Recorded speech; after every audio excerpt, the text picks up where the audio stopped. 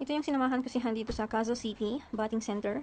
Yan, famous ito na batting center yan kasi maganda yung yung labas ng bola dito. May ilang-ilang ding mga nagpo-practice ng batting. At si Han nga ay nagpo-practice siya dito.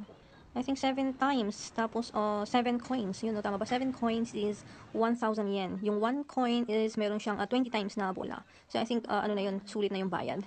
At yan nga mag-aisatsu na sila Han. Yung red team is sila Han at yung white team is yung yung ibang team. At ganun talaga sila pag nagpo-practice. I mean, kapag nag-start na yung game, nag-aisatsu sila. At yun, medyo patapos na rin yung game nila dito sa part na to. At yung batter dyan is si Han. Tingnan natin kung makakatama siya. Kung may hit niya yung bola. Go, go, go. Oh, yan. Steal pa sana. So, meron akong kasama dito si mother and father-in-law. Na dumating sila mga right around 20 minutes after ng nag-start ng game. Yan, nakatama siya. Good. Very good. Kasi na patapos na yung game. At yan, mag-aisatsu sila. Kung nag-aisatsu sila na aisatsu mean greeting? Ganun ba? Oo. Greeting nga, nawawala ko. At yan yung sa labas.